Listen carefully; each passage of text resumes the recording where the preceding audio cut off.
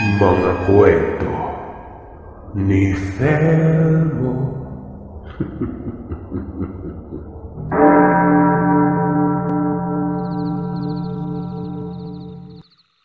Itago niyo na lamang po ako sa pangalang Julio. Nais kong magbahagi ng karanasan. Dekada 90, sa lugar ng Quezon City. Nag-aaral pa ako noon sa kolehiyo. Tandang-tanda ko na nasa junior college na ako. Hindi ko na lang po babanggitin dito ang eskwelahan. Hindi naman pumapatungkol doon ang paksa, kundi patungkol sa aswang. Naka-boarding house ako sa kahabaan ng Quirino Highway. May mga kasama ako dahil nga malaki naman ang pasilidad na yon. Mura, tapos malinis. Kaya nga pala ako napasulat dahil nakaka-relate ako sa isang kwento na patungkol din sa estudyante. Sabi ko sa sarili ko, hindi lang pala ako nag-iisa. May kasama din ako sa karanasang yon. Yung paupahang yon ay tinatawag na bed spacer. Malaki ang silid at kakasyang 6 na tao. May sarili din itong banyo. Tapos ang katapat naman noon ay para na sa mga babae.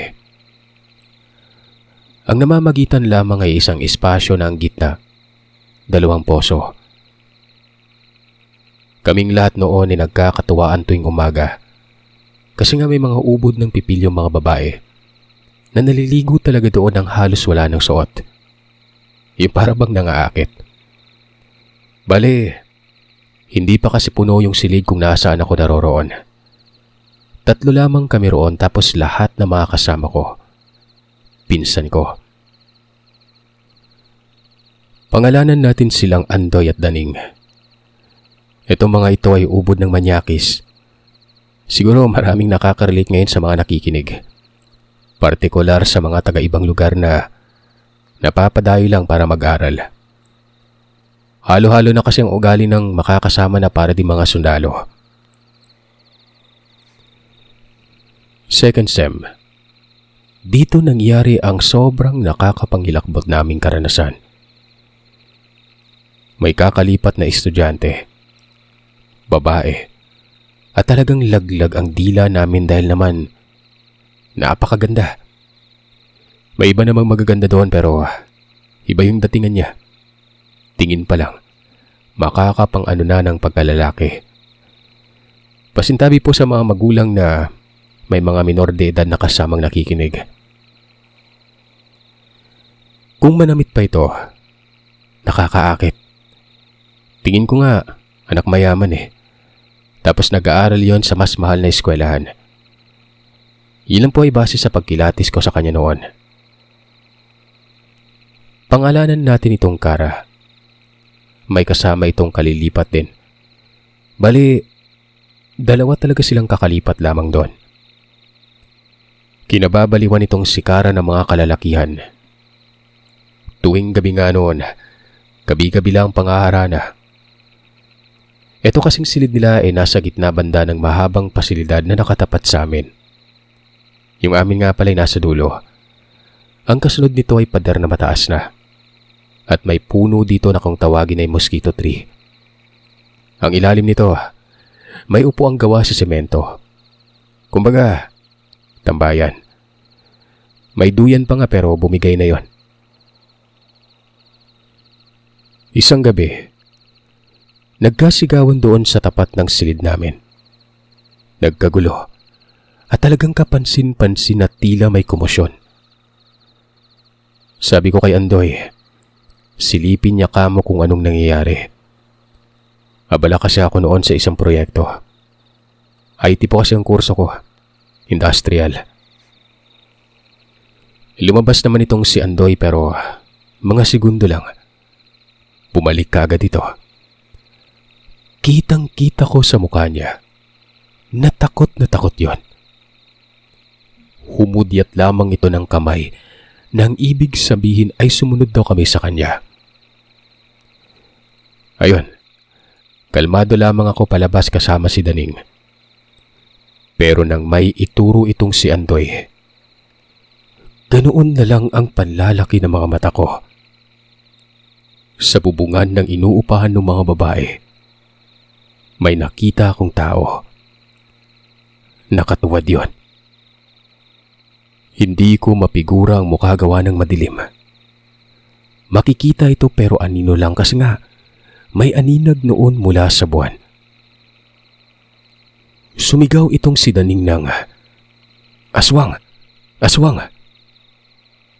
Matapos sumigaw ay dumampot ito ng bato. Binato yung nasa bubungan. Kami na rin ni Andoy, nakibato na rin. Mabilis ko rin kasing naisip na aswang nga ito. Pero bigla na lang yung naglaho. Hindi ko alam kung bakit, basta nakadapa lamang yun tapos napakabilis gumapang at naglaho sa paningin namin. Tinungo namin yung silid kung saan may nagkakasigawan. Doon namin nalaman na isa sa mga nangungupahan doon hinimatay. Nagkatitigan kaming magpipinsan. Nakikita ko sa makamukha nilang pagtataka. Narinig namin doon sa mga ibang babae na kasama sa silid na yon na bigla na lang umanong dumaing itong hinimatay sa pusa-pu ang tiyan niya. Pumasok na kami sa loob. Wala pang responde gawa ng kagaganap pa lamang noon. Ang ibang mga nangungupahan doon ay nakasilip lamang sa kanika nilang bintana. Maging sa panig ng mga lalaki, nakasilip din ang ilan. Hindi kami nagdalawang isip na pumasok gawa ng gusto naming tumulong. Bawal talagang pumasok noon. Ganun na lang ang pagkagulat ko kasi nga, yung babaeng hinimatay, tinudugo. Hindi ako nagkakamali nun. Basa yung kumot niya, kulay pula. Pagwalis ko, tama ako ng hinala. Dinugo nga yun. Ayun, pinagtulungan namin para maisugod ka agad sa pagamutan. Humihinga pa naman ito at batid kong hinimatay lang talaga. Nang masuri yun ng doktor, ang sabi ay nakunan daw ang babaeng yon. Walang nakaalam sa amin na nagdadalang tao yon. Tapos nakunan. Itong si Daning, ang sabi, ang dahilan ay baka umano aswang. Pero hindi namin sinabi sa kung sino ito. Kami lang kasi ang nakakita nun. Ayon pa sa doktor, yung babae, kung hindi daw naisugod ito ay posibleng mamatay. Katunayan ay pinatigil yon sa pag-aaral. Graduating pa naman. Basta labas na kami sa panig ng babae at nangyari sa pamilya nito. Yung mga iniisip lang namin ng pinsan ko noong mga panahon na yon. May aswang malapit doon sa lugar na inuupahan namin. Akala ko ay yun lang, ang mga sandaling makakakita ko ng aswang. Pero isang gabi, nung papauwi na ako at pagbukas ko ng gate, may nakasalubong akong palabas nun. Napapitlag pa nga ako gawa ng napakapangit ng mukha niya. Talagang sumalampak ang katawan ko noon sa gate. Sinundan ko ng tingin kung saan patungo pero nang mapadako yun sa madilim na bahagi, hindi ko na yun nakita pang muli. Sobrang nagtaka ako, Sir Seth, dahil yung madilim na bahaging yun, pasilyo palabas ng looban. Tapos kung may maglalakad hanggang kalsada, dapat makikita ko pa. Pero hanggang doon lamang sa madilim. Bukod ba dyan, may kakaibang amoy pa ito. Napakabaho. Pero ang tanong, bakit doon nanggagaling sa loob ng inuupahan namin? At kung hindi ako nagkakamali, babae yon. Mahaba ang buhok nito. Nagduda ako na baka isa sa mga nangungupahan doon. Isang aswang. Sinabi ko ito sa mga pinsan ko. Nagulat din sila noon at kinilabutan. Mula nang maranasan ko yun ay mapapansin ng nagmamatsyag talaga kami sa mga nangungupahang babae. Pero kami-kami lang ang nakakaalam. Nag-usap kasi kami noon na mag-imbestiga. Isa-isa talaga namin kinikilati sa bawat babae noon. Kada uwi galing eskwelahan, hindi ka agad natutulog. Etong si Daning, may alam ito patungkol sa aswang. Mga pahiwatig, tapos ano mga gagawin. Nagdala pa nga ito ng abo at apog. Pangontra daw yon. Huwag daw asin at bawang kasi nga hindi ito iniinda ng aswang. Yung apog umano ay sobrang sakit sa balat ng aswang kapag hinalo sa abo at nilagyan ng tubig nun.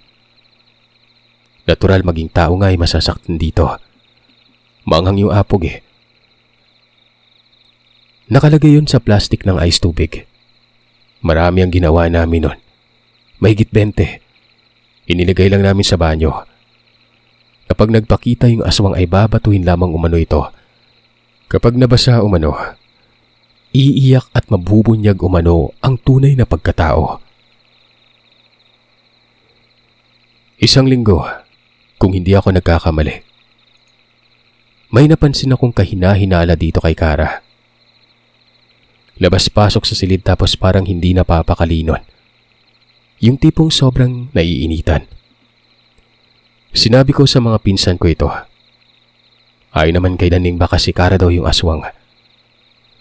Ganun na ganun umano ang mga aswang. Naiinitan sa katawan. Etong animal na si Andoy bumanat. Baka kailangan lang daw palamigin ng alin sa aming tatlo nun.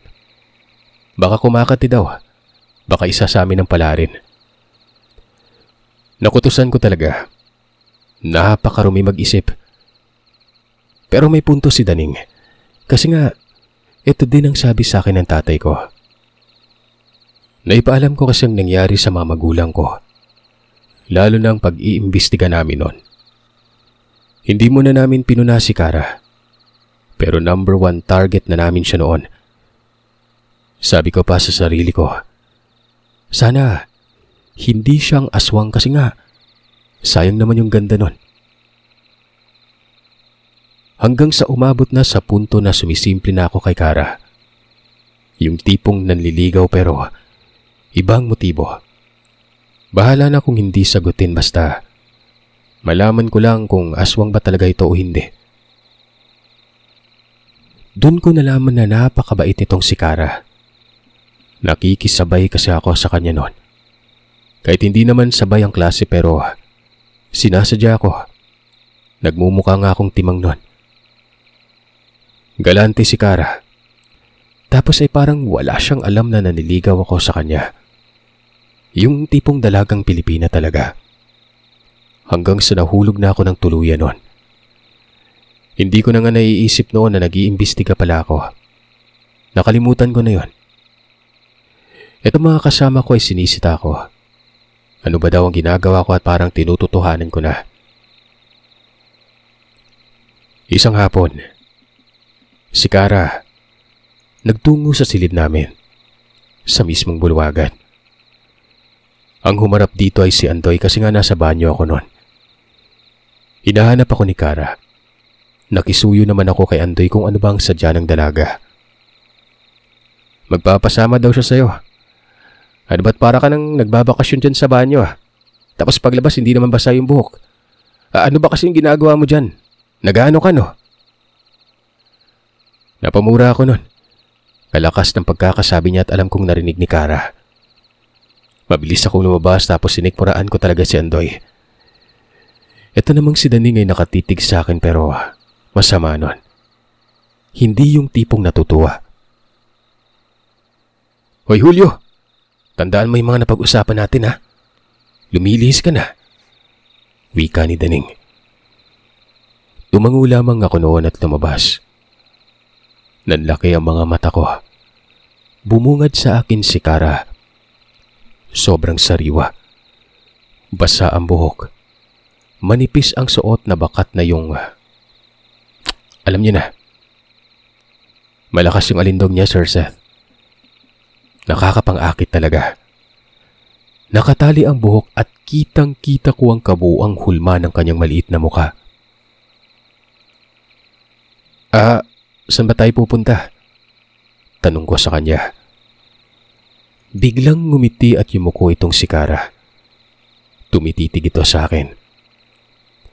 Ayon sa kanya ay nagparinig kasi ako umano noon na gusto kong gumala. At sana ay kasama umano siya. Naisip umano ni Kara na paunlakan na ko noon. Pagkatapos ay sinabihan ako magbihis. Kinilig ako noon na para bang may gusto siyang ipahiwatig. Yun kasi ang nakikita ko habang nakatitig sa kanya. Mabilis akong nagbihis noon. Yung mga kasama ko, masama makatitig. Muling nagparinig itong si Daning na kapag sa tingin ko daw ay dinadala na ako sa walang katao na lugar. Iwasan ko na. Hindi ako nagsalita noon. Matapos kong makapagbihis, pagkalabas ko ay naroroon na si Kara sa may gate. Diretso na ako noon. Tapos ay napansin ko yung nakasabayan ni Kara noon sa paglipat sa paupahan. Nakatitig sa akin na sobrang sama. Nga pala, kasama din ito ni Kara sa may silid.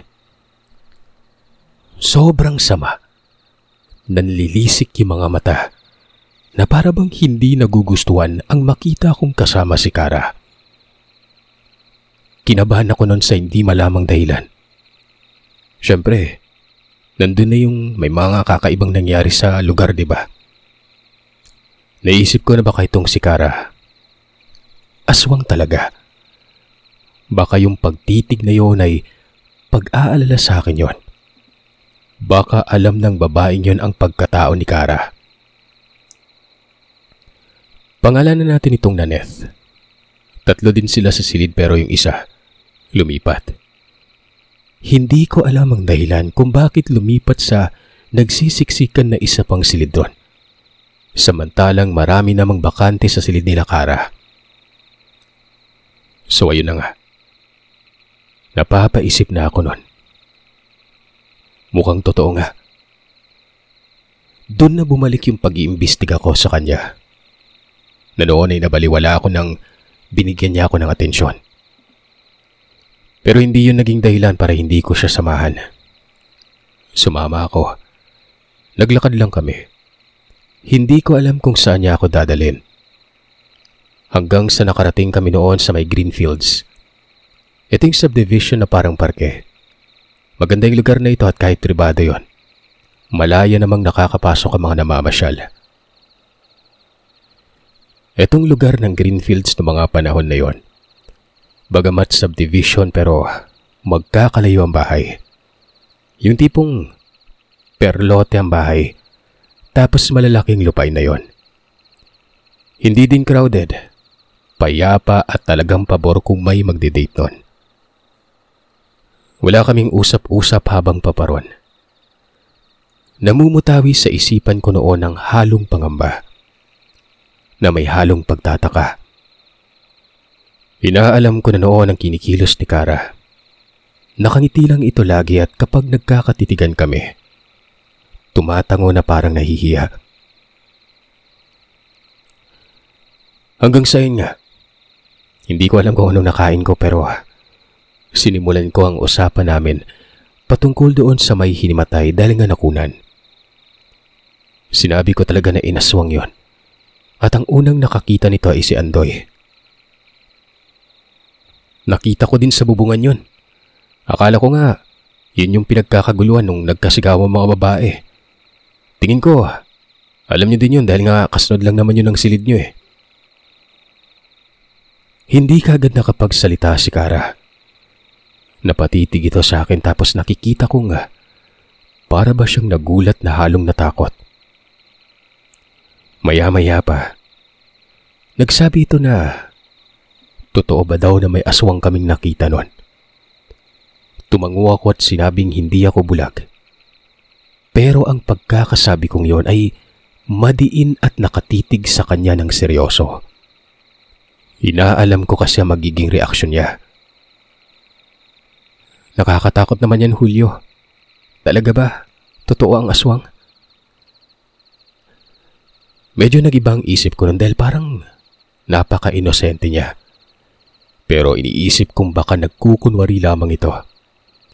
Hanggang sa nagtuloy-tuloy yung pag-uusap naming dalawa. Wala akong makitang kahina-hinala.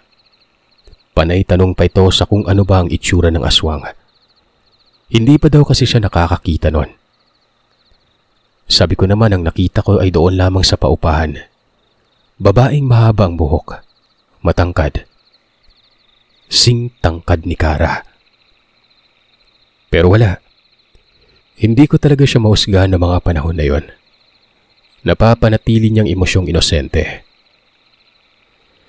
Sa mga sandaling ito ay palubog na ang araw.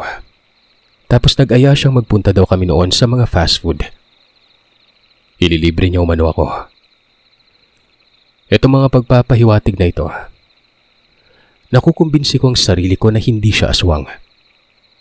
Sabi pa niya, huwag daw kaming abutin ng dilim doon kasi nga pinapakawalan ng ilang residente ang mga alaga nilang aso sa gabi. Uso daw kasi sa lugar ang nakawan. Napatanong naman ako kung bakit niya alam nun. Doon sa unahan, bahay ng tiya ko. Diyan ako pumupunta ng ilang buwan bago pa ako lumipat. Pangit kasi ng ugali niya. Pahayag ni Kara. Hindi na lamang ako nagsalita pa. Naniniwala ako sa mga sinasabi niya. Hindi naman kasi mahahalatang nagsisinungaling ito. Nung papalabas na kami ng subdivision, napahinto ako nang mapansin kong may nakatambay sa ilalim ng puno ng talisay. Nasa kabilang parte ng kalsada at pamilyar ito. Tinitigan ko itong maigi. Ganun na lang ang panlalaki ng mga mata ko. Ang nakikita ko ay walang iba, kundi si Nanette. Hindi naman nakatitig sa akin pero yung tipong nakatayo lang at pasimpleng nakatingin sa malayo. Magpaganon pa man, napapatanong talaga ako sa isip ko noon kung ano ang ginagawa nito sa lugar. Paano ito nakarating doon? Samantalang alam ko naman sa sarili ko na hindi ito palagala. Nagmamatsyag nga kami sa kanila, di ba? Kaya't alam namin na mga pinsan ko ang mga nakagawian nila tuwing gabi. Pero sa kabila ng lahat, hindi ko na pinagtuunan ng pansin ito. Inisip ko na lamang na baka may kadate din yun. Baka may inaantay lang. Dahil kung kami pang sadya ay dapat nakatitig ito sa amin. Nakita din siya ni Kara. Pero hindi naman siya nagtaka doon maski kasama niya yun sa kwarto. Nung nasa fast food na kami patungong Maligaya, inabot kami ng malalim na gabi. Usap-usap lang pero hindi na partikular doon sa aswang. Yung tipong ang usapin namin, yung mga paksa patungkol sa kung may mga nakarelasyon na. Ako din kasi ang nagbukas ng usapang yon. Nawala ang pagdududa ko dahil nga napaka-inosente nito. Kaya nag-proceed na ako sa awit ng diwa. At nararamdaman ko sa kanya. Kako, may nagugustuhan akong babae pero hindi ko alam kung magkakagusto ito sa akin. Nagtanong naman ito kung sino. Kilala niya daw ba ito o kaklase ko lang? Sabi ko naman hindi ba niya nahahalata? Wala ka bang nararamdamang motibo kaya ako sumasama sa'yo? Pasensya na Kara. Tao lang kasi ako tapos ayun, may gusto ako sa'yo. Tawa ng tawa itong si Kara. Ang sabi nito ay ano ba daw ang nakain ko. Hindi na ako makatitig sa kanya pagkatapos nun. Yumuko ako tapos sabi ko, mas magaan ang pakiramdam ko dahil napakawalan ko na yung tinik sa dibdib ko nun. Nagdago pa, wala naman akong hinahangad na maganda. Hindi din ako aasa. Bahala na siya kung anong magiging pasyon niya. Matapos niyang tumawa ay nagkaroon ng katahimikan. Tumayo ito sa kinauupuan naming dalawa. Naglakad yun na para bang aalis. Hindi ko sinundan. Hiyang-hiya talaga ako noon. Hanggang sa napansin kong huminto siya tapos tinawag ako. Ano ba daw ang ginagawa ko at naroroon pa rin ako? Gumala pa daw kami. Nabuhayan ng loob ko kasi nga akala ko noon ay kakaasiwaan niya ako. Nakarating kami sa parke. Maliit na parke lamang ito tapos maraming mga vendors. 10:00 na noon ng gabi kung hindi ako nagkakamali. Wala pa rin kaming kaibuan. Pero hindi naman dismayado ang mukha niya. Ako lang ata mukhang pusa noon tingnan. Pasensya na. Iniisip ko pa kasing maigi kaya hindi ako nagsasalita. Alam mo kasi may nakarelasyon na ako tapos nasaktan lang ako. Kaya nag-iingat din ako at baka maulit yon. Tsaka huwag mong sabihin na hindi ako magkakagusto sa'yo. Tao ka naman tingnan. Tsaka gwapo ka in fairness. Tanong ko lang, may nakarelasyon ka na ba? Umiling ako sa sinabi ni Kara. Sinabi kong wala pa. Pero hindi na bago sa akin ang kwentong relasyon gawa ng mahilig akong magbasa ng mga pocketbooks. Hanggang crush-crush lang. Nagmumukha akong bata noon, Sir Seth. Junior college na ako pero ang estado ng pag-iisip ko, parang bata. Hanggang sa sinabi niyang may gusto din siya sa akin.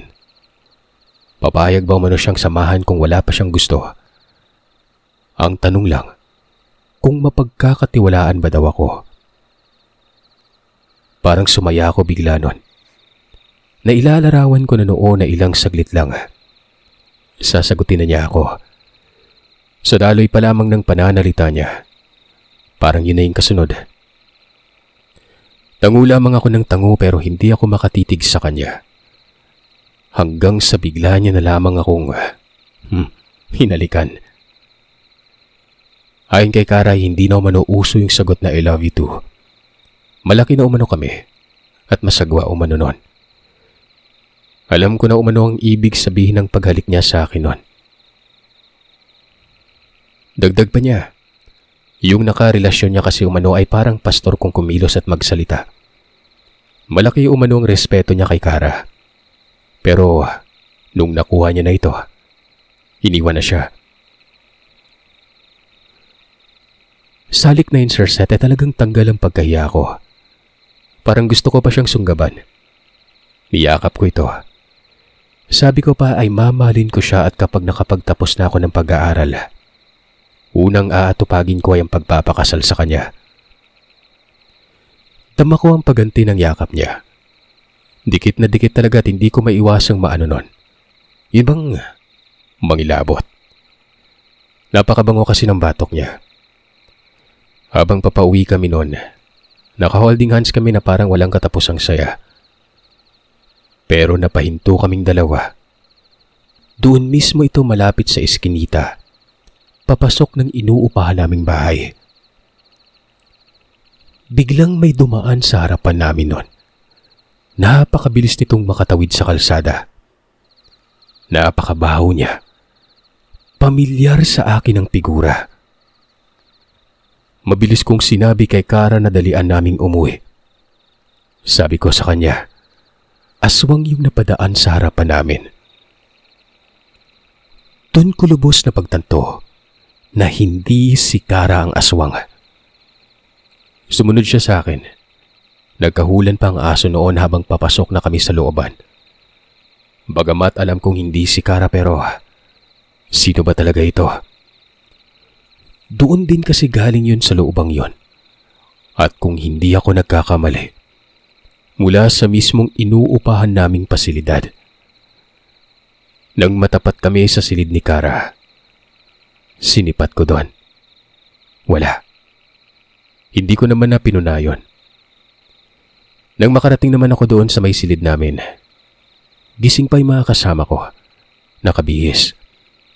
Nagtanong naman ako kung saan ang punta. Minura ako ni Daning.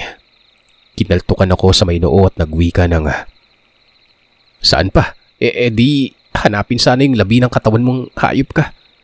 Nababahala na kami dito. Nagpakita yung aswang. Diyan sa gate. Mabuti at buhay ka pa. Ano na? Bakit naman sa noo? Sakit ng Daning Walang nangyari sa akin. Sarap niyong pag-untuwing dalawa. May daldala ka pang itak dyan Andoy. Saan mo hiniram yan? Hindi aswang si Kara. Nakasalubong naming dalawa yung aswang dyan sa labasan patawid ng kalsada. Hindi siya aswang. Iba. Ewan ko kung sino dito sa mga nangungupahang babae yung halimaw. Sasampalin ko pa sana itong si Andoy kasi nga humagikik talaga yun ng tawa habang iniinda ko ang kutos ni Daning. Hindi naman nagsalita si Daning. Tumango lamang ito tapos naupo sa may higaan niya. Malaking tao itong si Daning, Sir Seth. Habang ito namang si Andoy, mana sa kanyang nanay na bansot. Ang liit ng akbang tapos ang kulit at sobrang pilyo. Ang sarap talagang sipain kapag tumawa ito. Nakakainis. Huwag kayong mag-iingay ha. Nobya ko na si Kara. Ang saya ko. Sinagot niya ako sa paghahayag ko. Halik pre! Saan ka makakita ng ganun? O ganun ba? Aba, swerte ka. Pero malas siya, hindi kayo bagay. Hindi kaya sinakyan ka lang nun, parang imposible pare. Nanghiya ka talaga insan. Sabi niya gwapo ako. Babae ang tumitingin sa anong itsura ko, hindi kayo.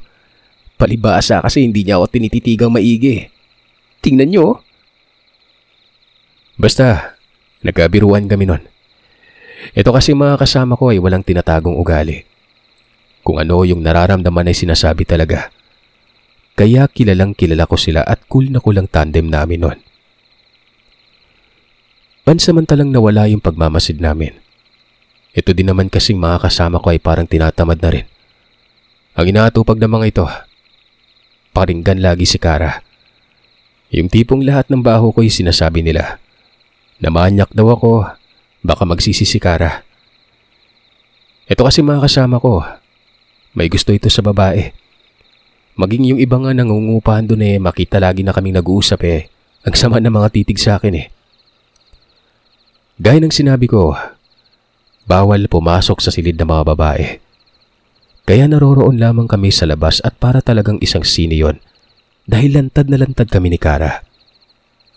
Pero habang nangyayari yon, itong si Naneth, mas nasusubaybayan ko. Pangit ang ugali. Suplada. Tapos umaalis ito tuwing gabi. Hindi namin nakita itong umalis noong namamatsyag kami sa mga nangungupahan nun. Yun lang mga sandaling napababisita ako. Nasabi ni Kara na umaalis daw ito at kadalasang bumabalik kapag madaling araw na. Natanong pa nga daw niya kung saan pumupunta. Sa kapatid niya lang umano. Sabi ko kay Kara, bukod sa mga ginagawang yun ni Naneth, may napapansin pa ba siyang iba dito? Dagdag ko pa, kung lumipat si Kara dahil nga sa pangit ng ugali ng kanyang tiya, bakit siya nakakatagal kay Naneth habang kasama niya sa boarding house na yon?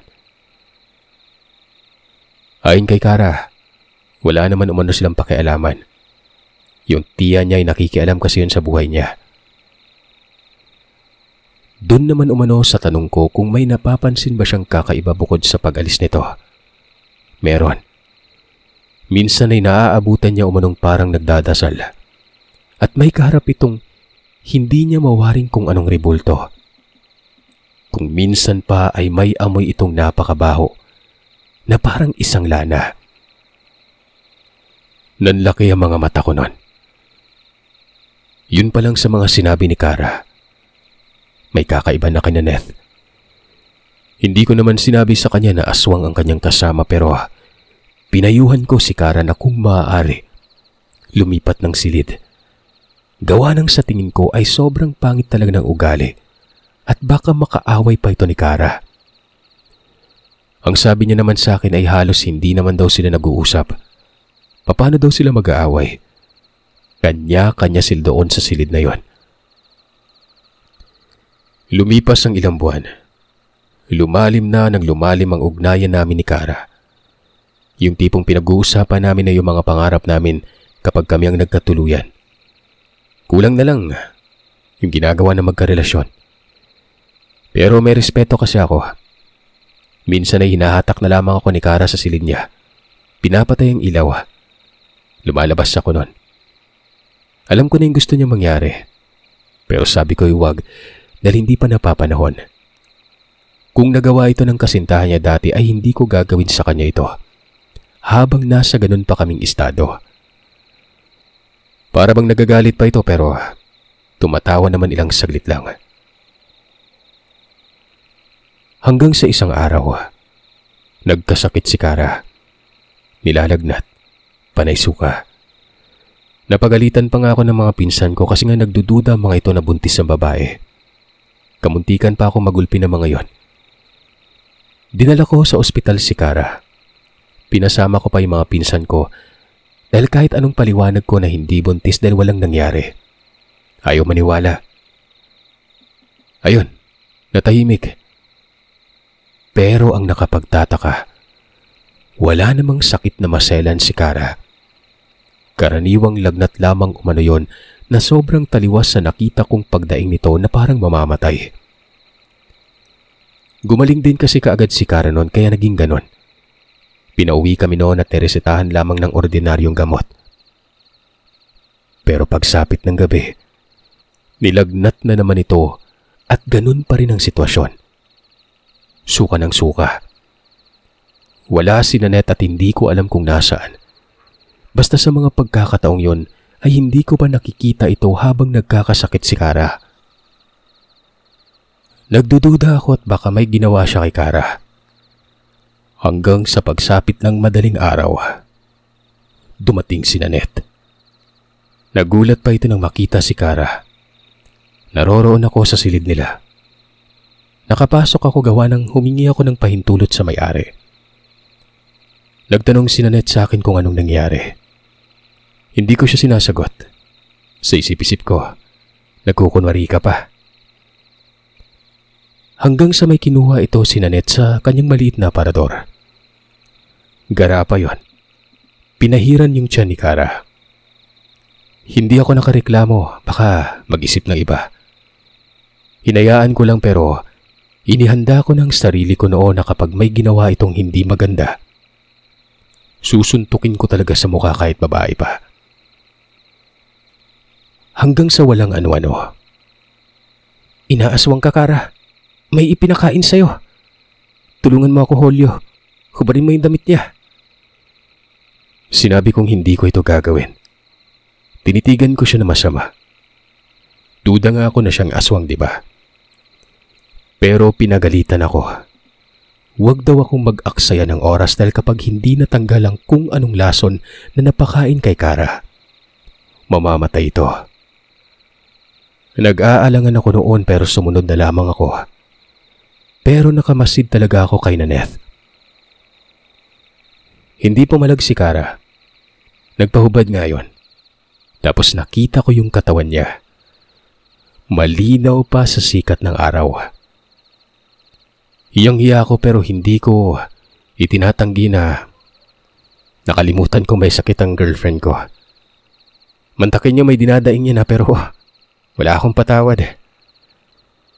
Hinilot ni Nanette ang tiyan niya. Lumubag talaga mukha noon ni Kara at alam kong sobrang sakit noon. Sinita ko si Nanette. Nakako, itigil niya na dahil nasasaktan si Kara. Habang nangyayari yun ay naroroon sina Andoy at Daning sa may pintuan. Nakita ko pa nga si Daning na may hawak na tubo. Ito namang si Andoy, bit-bit ang dalawang ice plastic ng laman. Tubig na may abo at apog. Alam na din kasi nila ang lahat ng mga nalaman ni Kara o napansin ni Kara tungkol kay Nanette. Kaya bantay na bantay sila noon. Hanggang sa sumuka itong si Kara ng napakabahong likido. Napakasangsang. Kulay dilaw ang sinuka nito na may mga kasamang itim na parang putik. Napakabaho nun. Matapos lang makasuka ay kumalma si Kara at nakikita kong wala na itong dinadaing. Tinanong ni Nanette kung ano ba ang kinain nito at sino ang nagbigay. Ako ba daw ang nagbigay? Dinuro pa ako ng kamay nito at ang sama ng titig. Dagdag pa niya, animulang yanggaw umano ang ipinakain para mahawaan sa pagiging aswang. Napamura ako nun. Sabi ko hindi ako aswang. Parang bumaliktad eh. Hindi ko naman sinumbatan si Nanette noon na posibleng siyang aswang at hindi ako. Bumangon si Kara. Sabi niya, may inaabot daw akong pagkain pero yun naman umano ang nabibili namin sa may labas. Hanggang sa... Teka, may nagbigay sa akin ng 2 puto nung isang araw ng umaga. Yung dalagang pumalit sa una-unang katiwala, yung bagong tagalinis ng paupahan natin, yun yung nagbigay. Nagtaka nga ako kasi nga napakatahimik nun. Tapos bigla na lang lumapit at may inabot. Masarap daw yung puto na niluto niya. Sabi ni Kara. Doon na napagtanto ni Nanette na yun umano ang aswang. Nagduda pa umano si Nanette na ako yung aswang kaya sinusundan niya palagi si Kara. Baka kung anong gawin niya sa akin. Ang galing kasi magtago ng katauhan yung umaaswang dito. Iyong dyan sa kabila. Kung hindi ako nagkakamali, kagagawan yun ng aswang. Pagka uwi ko ng umaga, nakita ko yung lanang ito na umaapaw. Nakunan yun, di ba? Inaswang yun. Kung naroroon lang ako ng gabing yun, hindi yun mangyayari sa kanya. Litong-lito ako noon, Sirsa. Kung ganon, itong si Nanette ay hindi aswang. Kaya pala nakikita ko ito nung nag-date kami ni Kara kasi nga ako pala yung pinagbibintangan. Pero parehas lang kaming nagduda. Kapwa kami nagkakabintangan. Ang sabi pa ni Nanette, nagmamatsyag din siya. Isa-isa niyang nilalapitan ng mga nangungupahan, maging yung katiwala. Pero hindi umaapaw ang langis niya. Napakagaling umanong magtago ng presensya at saan yung aswang lamang ito kumukulo. Ngayong nalaman niya na may ibinigay itong katiwala, aalamin na umano ni Nanette ang buong pagkatao nito. Tapos ay saka na siya gagawa ng paraan kapag totoong aswang nga ito. Sandali, kung hindi ikaw yung aswang, Nanette, ano ka ba talaga? Nakakaduda kasi yung mga kinikilos mo. Tsaka yung pangit na ugali mo eh. May nabanggit si Kara na nagdadasal ka daw. Umaalis sa gabi tapos madaling araw umuuwi. Umamin si Nanette noon na may nobyo siya. Na hindi siya nagtutungo sa kapatid niya. Wala umano siyang kamag-anak sa may syudad. Mahihirapan umano siyang ipaliwanag kung sino siya. Ipinagbabawal umano pero para mapanatag umano kami. Isa siyang medium. Pwedeng albularyo. Pwede ring mangkukulam. Wag na wag daw naming ipagsasabi sa iba dahil makakatikim daw kami sa kanila. Nasita pa nga yung 2 kong pinsan na kung ano daw ba yung bitbit nila sa labas noon. Mabilis na nagpulasan yung mga ito. Parang mga binatong pusang nagtakbuhan pa uwi ng silid namin. Aminado akong natakot yun kay Nanette. Pero hindi dahil sa pagdududang aswang ito, kundi sa mangkukulam. Mas nakakatakot pa mangkukulam kaysa sa isang aswang. Hindi ko talaga lubos mapagtanto na ganoong sitwasyon na mangyayari.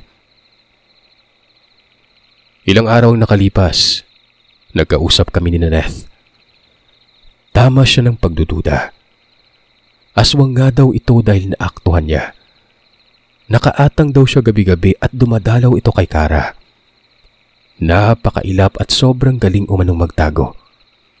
Maski may karunungan umano siya, nahihirapan siyang kilatisin ito. Mabuti na lang at nakita niya talaga. Maaring naiinggit umano ang babaeng katiwala. Minsan na kasi niyang nakita itong nakatitig ng masama kay Kara. Pero hindi niya naisip na aswang pala yun. Yayang gawin si Kara para sirain ang buhay nito. Anong gagawin natin? Tanong ko. Ayon kay Nanette ay siya na umano ang bahala. Huwag na kaming makialam at baka madamay kami. Nakiusap siya na doon muna si Kara sa silid namin. Bukas ng gabi ang simula umano. Teka, bawal yun. Paano kung may nakakita? Paano kung may magsumbong? Ito pa namang may-ari tinatawagan yung mga magulang kapag may ginawang kalokohan yung mga estudyante. Hindi naman umano kami magpapahuli ayon kay Naneth. Sa gabi lang naman umano, yung walang makakakita.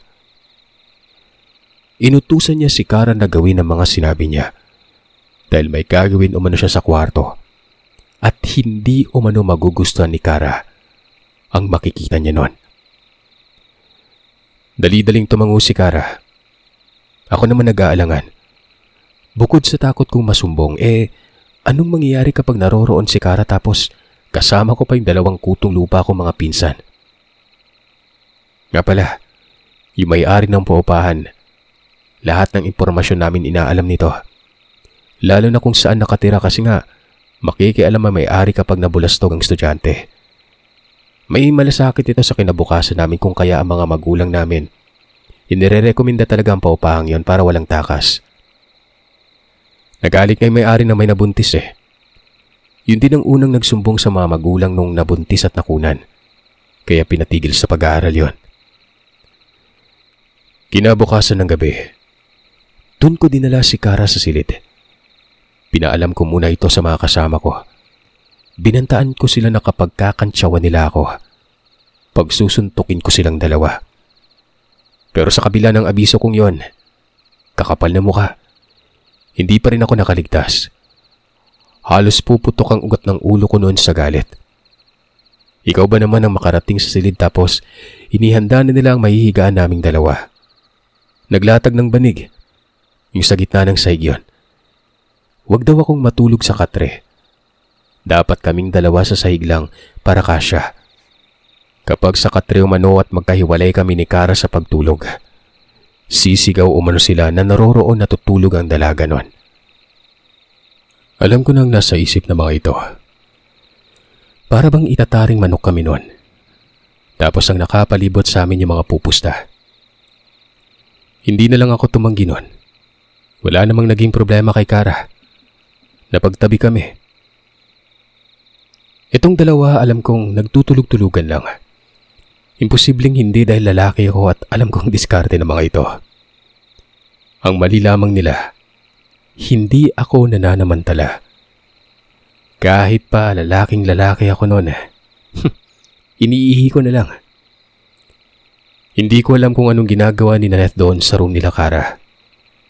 Basta ilang araw noon, itong katiwalang babae na pangalan nating Malu, patay na umano. Ayon kay Naneth. Hindi ko alam kung anong ginawa niya. Basta't sabi niya lang ay patay na ito at alam niya kung saan namatay. Doon umano sa kung saan ito nakatira. Dahil habang ginagawa niya daw ang pagbuksa dito, hindi niya na nakita pa sa bahay ng may-ari noong paupahan. Ayon daw sa may-ari, parang nabaliw umano yon. Mapula ang mga mata na animoy nakadroga. Bigla daw itong umalis isang gabi at hindi na bumalik pa. Naiwan ang mga gamit. Napatunayang patay na nga yun, Sir Seth. Ito ding may-ari ng paupahan ang nagkumpirma. Pinapuntahan ito sa lugar kung saan nakatira, sa Bulacan. Hindi ko na lamang inalampa kung ano ba talagang ginawa ni Naneth pero ayon kay Daning, baka kinulam umano yon kaya namatay. Alam niyo ba kung anong nangyari pagkatapos noon? Naging close kami ni Naneth. Kaibigan na namin siya. Ang nakakagulat dyan, naging sila ni Daning. Niligawan ng pinsan ko. Hindi ko alam kung paano nangyari. May nobyo itong si Naneth pero naging sila pa rin. Sa isip-isip ko naman baka nagkahiwalay at nataon na niligawan ni Daning kung kaya't sinagot yon. Hindi na kasi ako nagtanong-tanong noon kasi nga iniiwasan ko din mangulit ang mga ito sa akin. Mapilyo yung mga pinsan ko. Malakas magbiro. Itong si Daning, kung saan man siya nakatira ngayon, shoutout sa'yo. Nagkatuluyan sila ni Naneth at hindi ko na alam kung saan tumira matapos ng pag-aaral. Siyempre, kung nagkatuluyan sila ni Daning nagkatuluyan din kami ni Kara. Katunayan ay may basbas niya ang pabahagi ko ng kwentong ito. Basta itago lamang daw ang mga pangalan namin. Hindi ko akalain na yung nakakapanghilakbot na karanasang yon. Doon ko din pala matatagpuan ang forever ko.